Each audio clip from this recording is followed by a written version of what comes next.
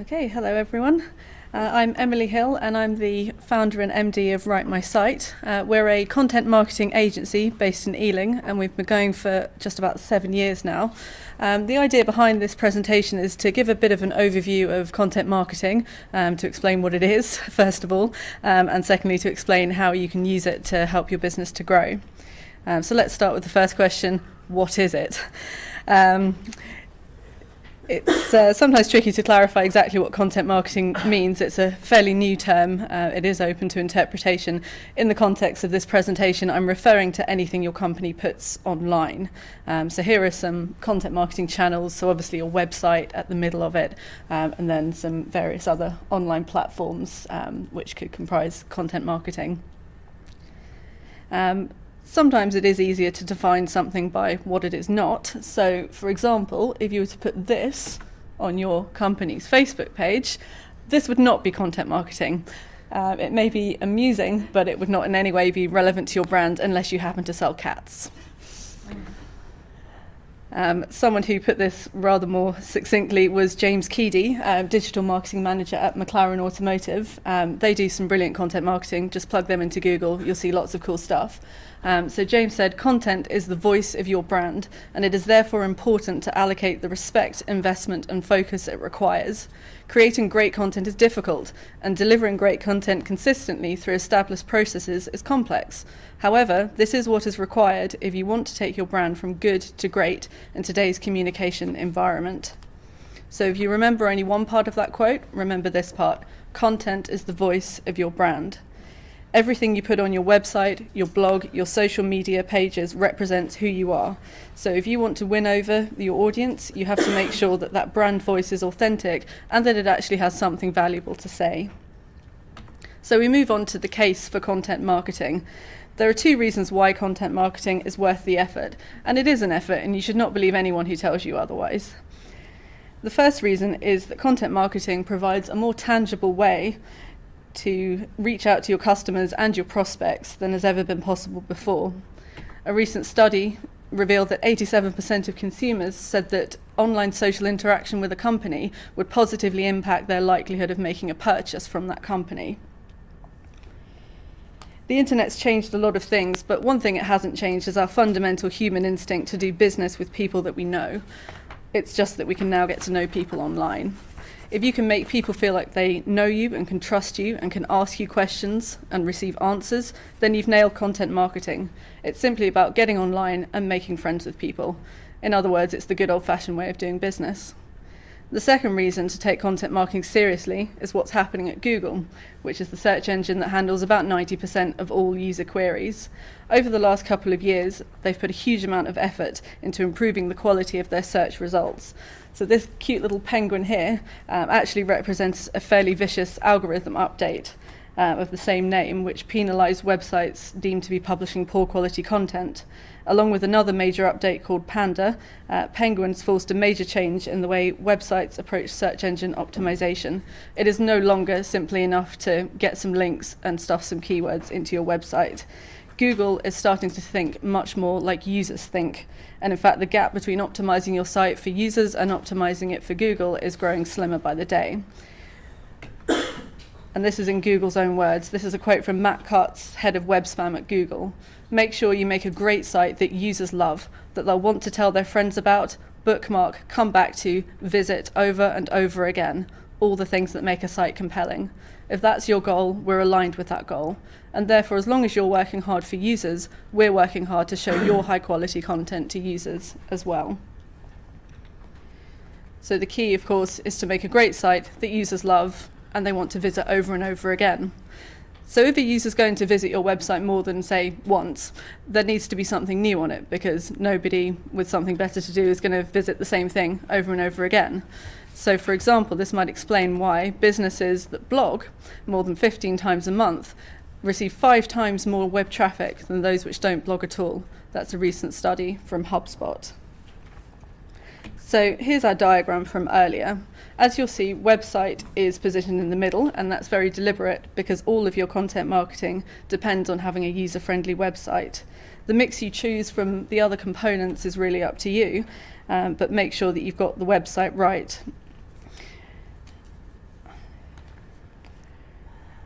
So as to which of these components you decide to implement, that really depends on your objectives. What is it that you want to achieve? Before you invest time, money, or both, be clear about that. In my experience, there are really three sort of key reasons why a brand would put its energy, time, and money into content marketing. The first is to establish that company as an expert in its industry. The second is to maintain relationships with existing clients and prospects. And the third is to raise brand awareness and attract new customers. Now, very likely you're reading that and thinking, well, I want all of those things, because they all sound pretty good. However, as I hope I'm making clear, content marketing is a big undertaking, so it's really important to identify your key objective and build a strategy around that, because these three things are actually very different, so you need a focus. The worst reason to do content marketing is because you think you should. You've got to know what you're trying to accomplish. Why is that? Because there's no quicker route to failure than churning out a load of content that you've produced for no particular reason at all. So now that your objectives are crystal clear, let's return to some of these channels and explore them in a little more detail. So how do you decide which ones you're going to use? Well, you don't, your audience does. Who are they? Where do they hang out? What do they like? And what do they want to know that you can help them with? If you're selling to students and they're hanging out on Facebook, then set up a page and get some competitions going. If you make beautiful products, showcase them on Pinterest and on your blog. If you need to educate your audience, put them on your email list and send them regular white papers or eBooks full of original research. If your audience wants to keep up to date with industry news, get a blog going and give it to them, making sure that you add commentary, of course, because you don't want to simply report news that already exists. You want to add some value.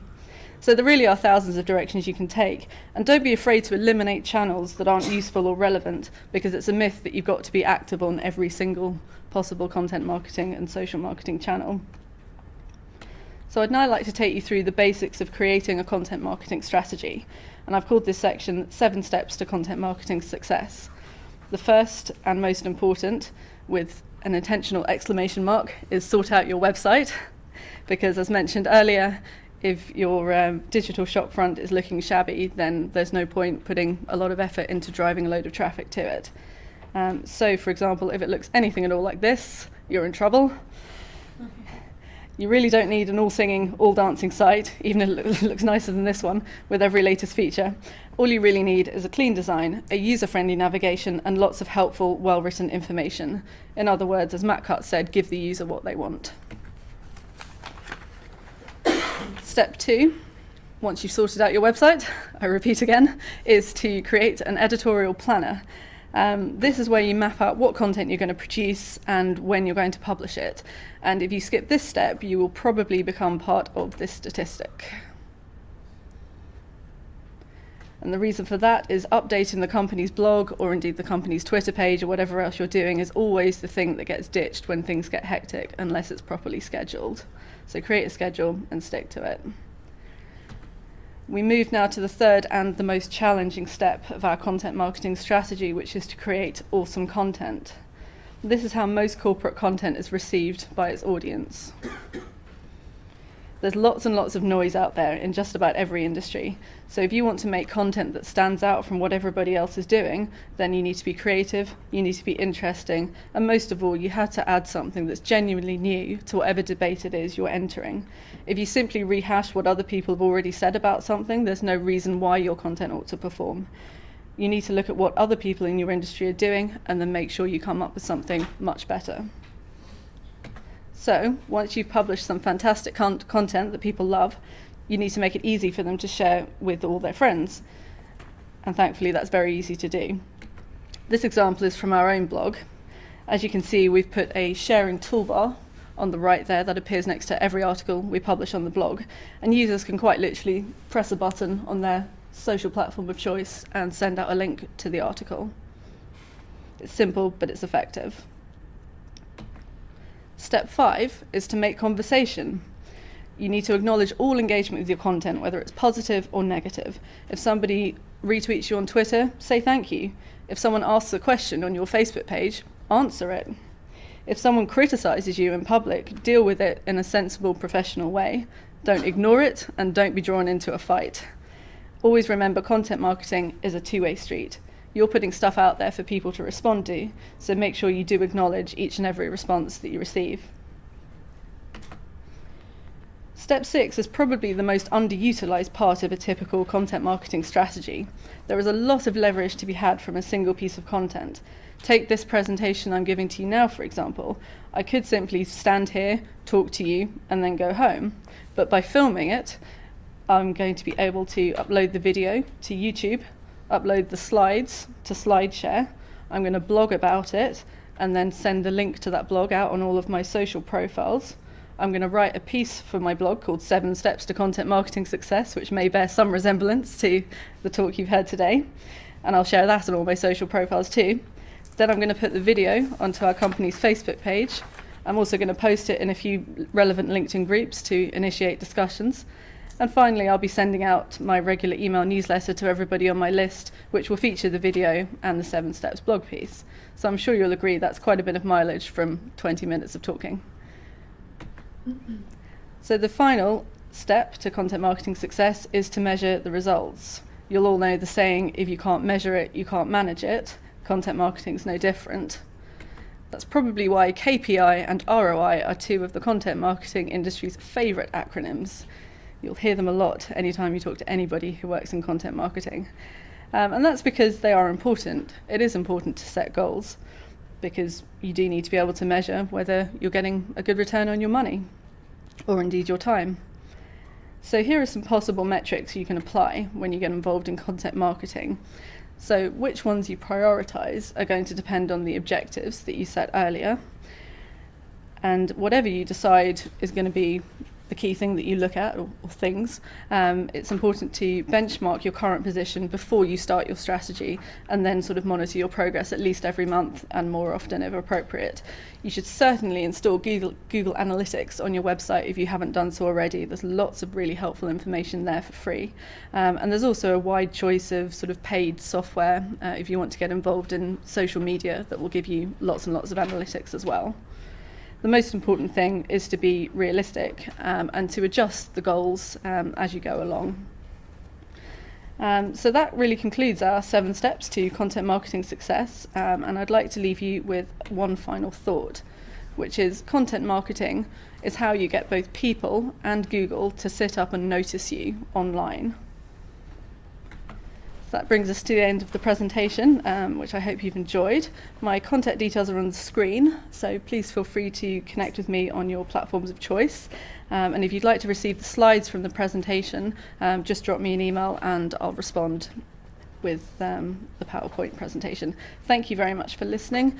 I believe we have a little bit of time for questions before the food comes out, if anyone would like to ask anything.